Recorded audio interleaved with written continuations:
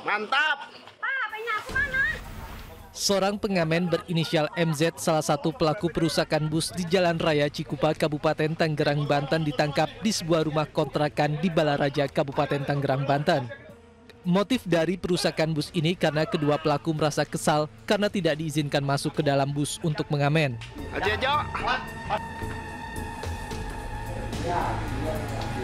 Peristiwa perusakan bus berawal saat MZ dan A yang masih buron berusaha masuk ke dalam bus di daerah Bitung, Kabupaten Tangerang.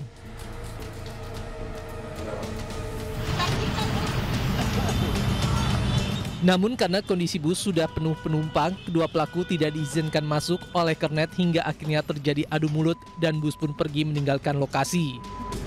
Kedua pelaku kemudian mengejar bus menggunakan motor. Perusakan terjadi saat bus berhenti di lampu merah Jalan Raya Cikupa, Kabupaten Tangerang. Aktivitas daripada dua orang ini adalah aktivitas mengamen. Dan dua orang tersebut mencoba untuk bisa masuk dan ke dalam mobil Prima Jasa, dan adanya penolakan dari pegawai Prima Jasa itu sendiri. Dan karena tidak terima, dua orang tersebut akhirnya salah satu melakukan suatu tindak pidana yang itu melanggar dari perbuatan yang dilanggar oleh pidana. Dan selanjutnya dari situ lanjut ada peristiwa yang kedua, yaitu pengerusakan kaca mobil dari bis Prima Jasa. Atas perbuatannya pelaku akan dijerat pasal 170 KUHP dengan ancaman hukuman 5 tahun penjara.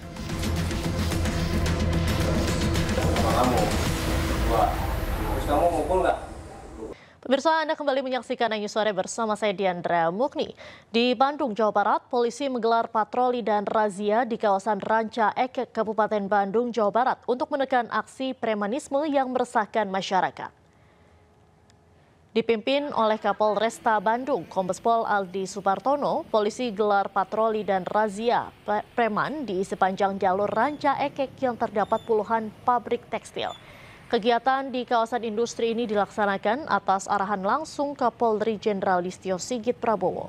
Para karyawan pabrik mengaku senang dan merasa lebih aman lantaran tindakan premanisme pemalakan kerap terjadi jelang gajian.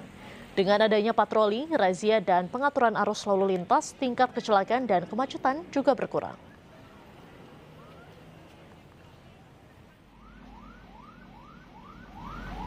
Rasa aman kepada pelaku industri, juga kepada pelaku usaha, serta karyawan yang pulang malam hari.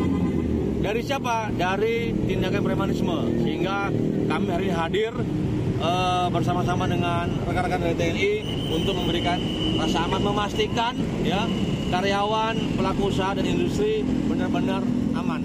Ini merupakan tindakan preventif. Kami hadir di lapangan.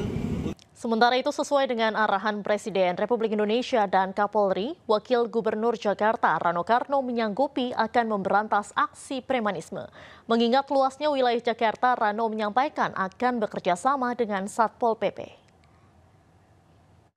Sekarang kan Pak Presiden juga sudah instruksikan, Kapolri sudah instruksikan harus lakukan pembenahan masalah premanisme ini. Satpol PP mau digerakin juga nggak Bang? Pasti ya.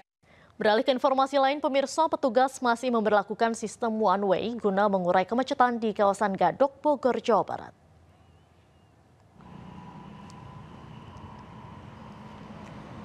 Terpantau pada Minggu sore, volume kendaraan dari arah Puncak yang hendak kembali ke Jakarta masih tinggi. Guna mengurai kepadatan, Satlantas Polres Bogor masih memberlakukan sistem satu arah, yaitu mengutamakan kendaraan dari arah Puncak menuju Jakarta. Sementara itu, kendaraan dari arah Jakarta menuju ke wisata Puncak ditutup. Petugas kepolisian masih bersiaga di sejumlah titik untuk mengatur lalu lintas dan mengantisipasi lonjakan kendaraan jelang malam nanti.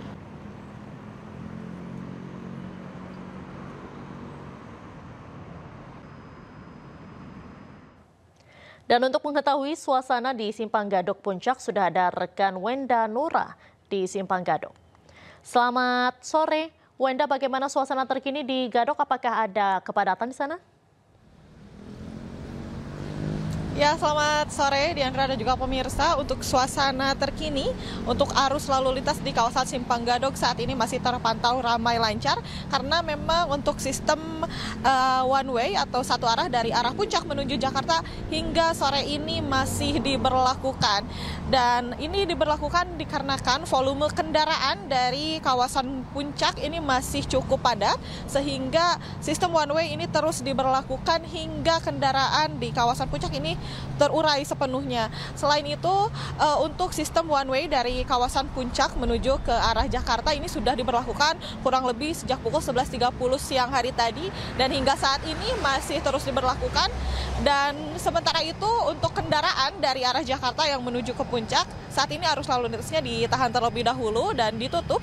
Jadi tadi dari pihak kepolisian pun menghimbau untuk para wisatawan yang akan berwisata ke kawasan wisata Puncak diharapkan untuk mencari alternatif wisata lain karena memang di kawasan Puncak saat ini sudah over kapasitas dan penutupan jalur dari arah Jakarta menuju kawasan Puncak pun dilakukan karena memang di kawasan Puncak ini sudah over kapasitas yang mana normalnya di kawasan Puncak ini bisa menampung sebanyak 45.000 kendaraan, namun pada hari ini sudah lebih sehingga terpaksa pihak kepolisian ini menutup jalur dari arah Jakarta menuju ke kawasan Puncak.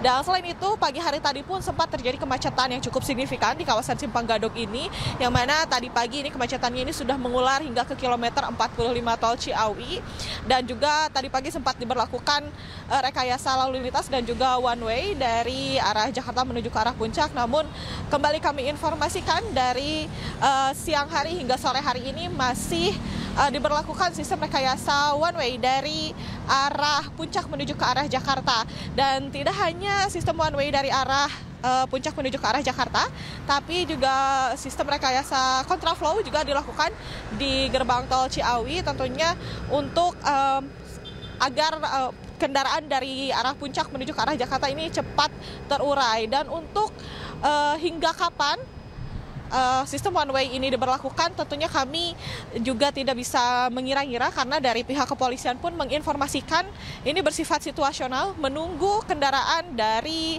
kawasan Puncak ini terurai sepenuhnya baru nanti akan dibuka kembali dari arah Jakarta menuju ke arah Puncak. Sehingga perlu kami sampaikan kembali untuk Anda pemirsa yang menunggu menunggu arus lalu lintas dari arah Jakarta menuju ke kawasan Puncak dihimbau untuk mencari alternatif wisata lainnya karena memang di kawasan Puncak ini sudah sangat padat. Sementara demikian yang dapat kami informasikan, kembali ke Anda Diandra. Baik, terima kasih atas laporan Anda. Wenda Nura melaporkan langsung dari Simpang Gadok, Bogor, Jawa Barat. Selamat sore, selamat kembali bertugas. Pemirsa, kawasan Malioboro diserbu ribuan wisatawan dari berbagai daerah di tengah momen libur panjang perayaan Waisak. Ribuan warga dan wisatawan dari berbagai daerah memadati kawasan Malioboro, Yogyakarta untuk menghabiskan momen libur panjang akhir pekan perayaan Waisak. Warga tumpah ruah di sepanjang trotoar Jalan Malioboro untuk berbelanja maupun sekedar berjalan kaki dan duduk santai menikmati pemandangan di objek wisata primadona kota Yogyakarta ini. Tak hanya keramaian pejalan kaki, antrean panjang kendaraan pribadi maupun becak dan andong juga terjadi saat memasuki Jalan Malioboro. Diprediksi lonjakan wisatawan pada momen libur panjang ini akan terus terjadi hingga Selasa esok.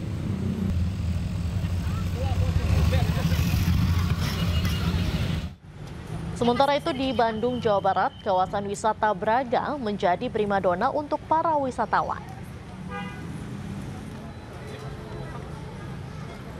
Wisatawan menikmati suasana sore hari dengan berjalan kaki sambil menikmati pemandangan bangunan tua peninggalan kolonial Belanda.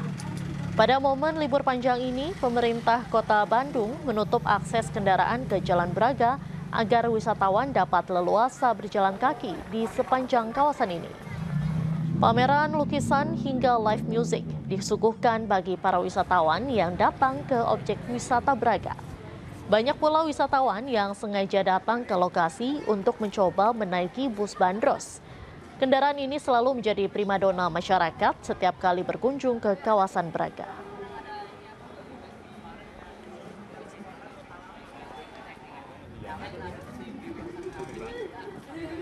Sementara itu pemirsa, jalan alternatif menuju kawasan Lembang, Jawa Barat dipadati ribuan kendaraan. Kemacetan panjang hingga 5 km terjadi dari arah Dago menuju Lembang.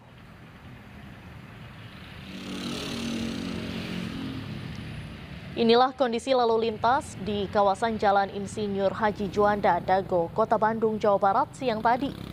Kendaraan yang didominasi oleh plat luar Kota Bandung memadati alternatif menuju kawasan wisata Lembang. Kemacetan panjang terjadi hingga sepanjang 5 km menuju ke kawasan Lembang. Kawasan Dago yang merupakan jalur alternatif menuju kawasan wisata Lembang ini dipadati ribuan kendaraan sejak Jumat lalu karena libur panjang akhir pekan perayaan Waisak. Kemacetan di titik ini diprediksi masih akan terus terjadi hingga hari Selasa.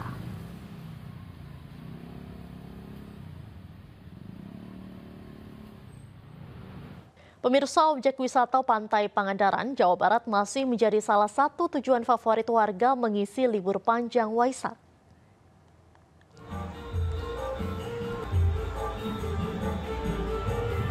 Pantai Barat Pangandaran dipadati pengunjung dari berbagai daerah sejak Minggu pagi hingga siang hari.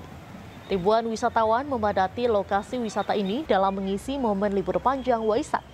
Para pengunjung bisa menikmati aktivitas wisata air seperti berenang, bermain pasir, hingga naik perahu menuju Pasir Putih. Selain keindahan Pantai Pangandaran, wisatawan juga bisa kuliner yang disediakan penjual di pinggir pantai. Jumlah kunjungan wisatawan diperkirakan akan terus meningkat hingga 1 hari ke depan.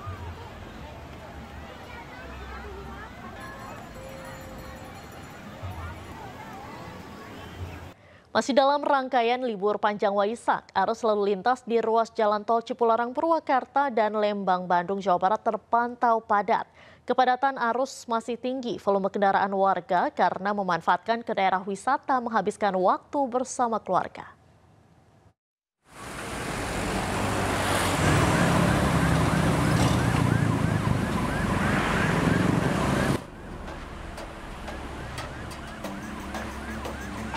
Arus lalu lintas di Tol Cipularang dari arah Jakarta menuju Bandung kilometer 79 sekitar wilayah Maracang, Kecamatan Babakan, Cikau, Purwakarta padat merayap hingga beberapa kilometer ke belakang. Kendaraan pribadi bernomor polisi B atau Jakarta mendominasi kepadatan lalu lintas. Hal ini menunjukkan masih banyak warga yang memanfaatkan libur panjang Waisak serta akhir pekan untuk mudik ataupun berlibur ke lokasi wisata di Bandung dan wilayah Jawa Barat lainnya. Dari pihak kepolisian PJR Tol Cipularang, imbas dari kendaraan truk yang mogok juga menjadi penyebab kepadatan. Demi mengurai arus kepadatan, pihak PJR berpatroli di sepanjang Tol Cipularang. Sementara arus dari Bandung menuju Jakarta belum terlihat adanya tanda-tanda arus balik.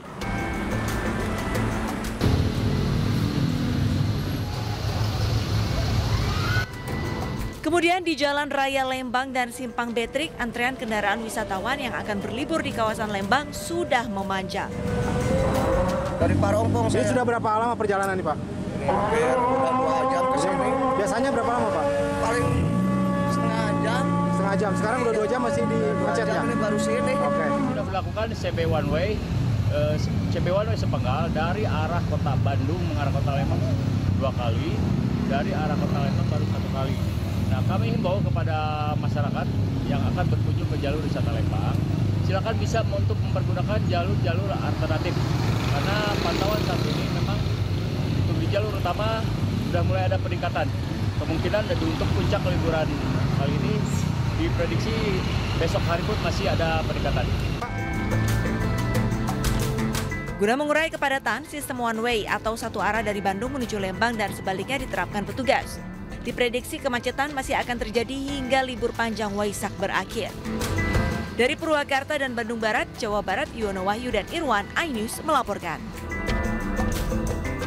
Kita beralih ke informasi lain pemirsa, jumlah korban keracunan makan bergizi gratis di Bogor, Jawa Barat bertambah menjadi 210 orang. Puluhan diantaranya masih dirawat di rumah sakit usai mengalami gejala mual, sakit kepala, muntah-muntah, dan diare.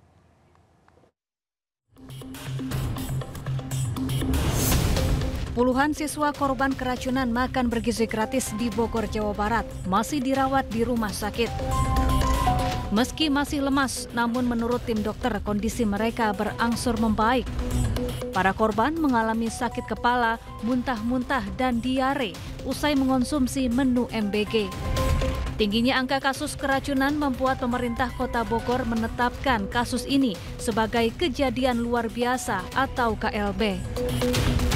Biaya medisnya nanti ditanggulangi oleh pemerintah Kota Bogor.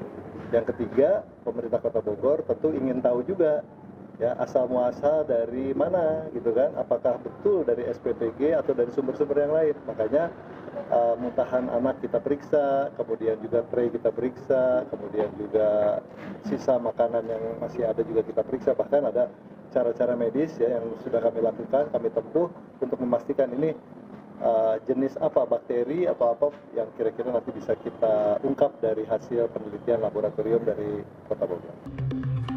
Total 210 orang yang terdiri dari siswa dan guru mengalami keracunan usai menyantap menu MBG Selasa lalu. Mereka berasal dari sejumlah sekolah mulai dari TK, SD, SMP hingga SMA di Kota Bogor. Sementara itu sampel makanan masih diuji di laboratorium dan hasilnya akan keluar hari ini.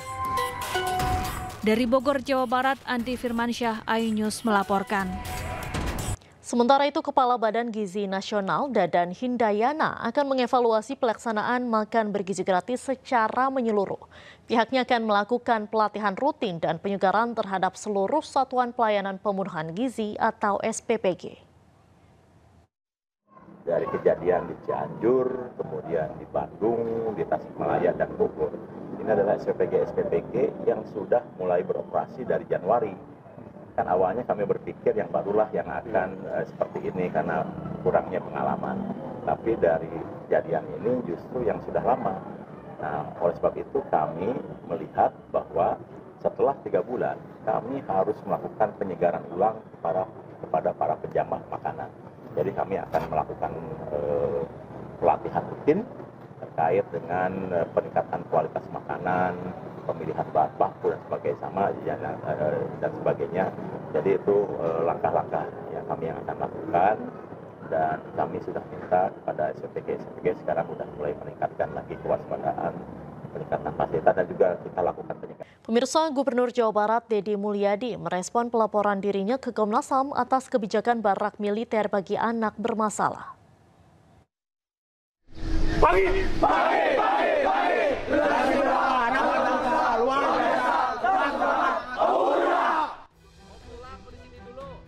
Program pendidikan anak-anak bermasalah di barak militer yang digagas Gubernur Jawa Barat Deddy Mulyadi terus menuai pro dan kontra. Pada Kamis 8 Mei 2025, Deddy Mulyadi dilaporkan ke Komnas HAM oleh seorang wali murid bernama Adel Setiawan asal Bekasi. Adel Setiawan selaku pelapor tidak setuju dengan kebijakan mengirimkan siswa bermasalah ke barak militer karena berpotensi melanggar hak asasi manusia. Nah, saya selaku orang tua murid di Jawa Barat tidak setuju dengan kebijakan ini. Saya ingin kebijakan itu dihentikan karena kami menilai kebijakan ini syarat dengan dugaan pelanggaran hak asasi manusia. Nah, yang pertama alasannya adalah karena saya melihat bahwa Deddy Mulyadi ini nggak ngerti atau nggak paham dengan falsafah pendidikan. Pendidikan itu kan tujuannya adalah memanusiakan manusia. Menanggapi pelaporan dirinya, Deddy Mulyadi pun menganggap hal ini sebagai risiko yang harus dihadapi atas kebijakannya guna memperbaiki masa depan anak-anak bermasalah di Jawa Barat. Saya terima kasih atas kritik, saran, bahkan tuduhan dan pelaporan sebagai gubernur yang melanggar hak asasi manusia, melanggar hak-hak anak. Bagi saya ini adalah bagian dari resiko yang mesti saya hadapi di tengah-tengah